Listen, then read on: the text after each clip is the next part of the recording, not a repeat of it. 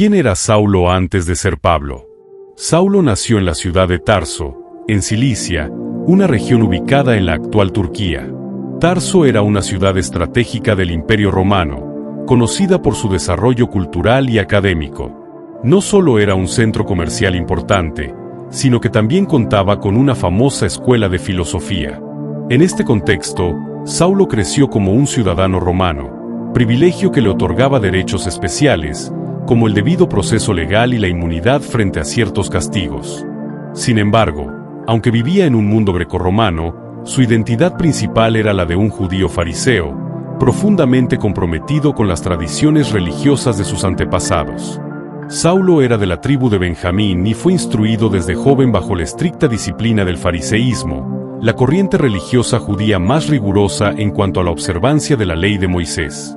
Fue educado en Jerusalén a los pies de Gamaliel, uno de los más renombrados rabinos del siglo I, miembro del Sanedrín, el Consejo Supremo Judío. Esta formación le dio un profundo conocimiento de las escrituras hebreas y de la ley oral judía. Él mismo se describía más tarde como en cuanto a la justicia que es en la ley, irreprensible, Filipenses 3:6, lo cual muestra cuán comprometido estaba con su religión. Sin embargo, ese celo por la ley lo llevó a convertirse en un ferviente perseguidor del naciente movimiento cristiano. Desde su perspectiva, los cristianos eran herejes que atentaban contra la pureza del judaísmo al proclamar que Jesús de Nazaret era el Mesías prometido, y aún más, que había resucitado de entre los muertos. Esta enseñanza no solo era escandalosa, sino también peligrosa para la estabilidad religiosa del pueblo judío bajo el dominio romano. La primera aparición significativa de Saulo en la narrativa bíblica ocurre durante el martirio de Esteban, el primer mártir cristiano. En Hechos 7 y 8, se relata cómo Esteban fue acusado falsamente de blasfemia, llevado ante el concilio y apedreado públicamente fuera de la ciudad. Saulo no solo estuvo presente, sino que consintió en su muerte, Hechos 8:1, y los testigos dejaron sus ropas a sus pies como señal de su aprobación. Aunque él no arrojó piedras, su presencia implicaba autoridad y complicidad.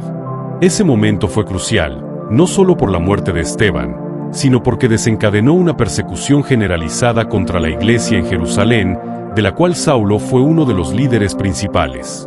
En su afán por erradicar lo que él consideraba una secta peligrosa, Saulo asolaba la iglesia, entrando casa por casa, arrastraba a hombres y mujeres y los entregaba en la cárcel.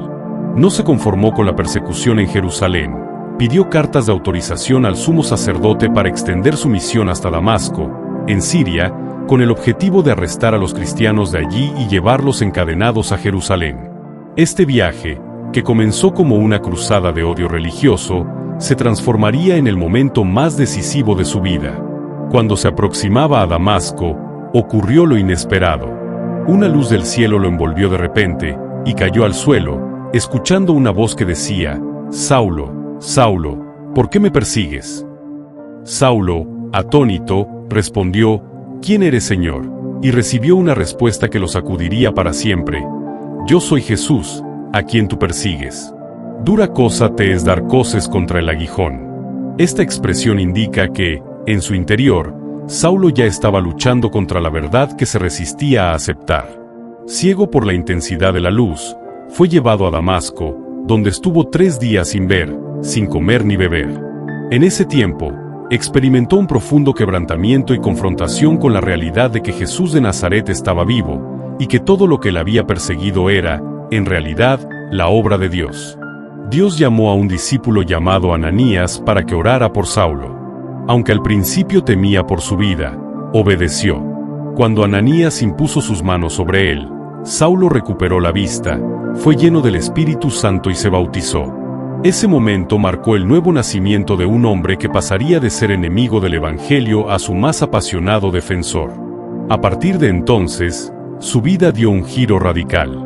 Comenzó a predicar que Jesús era el Hijo de Dios, causando asombro entre todos los que lo conocían. Muchos no podían creer que el mismo hombre que buscaba destruir la iglesia ahora proclamara a Cristo con valentía.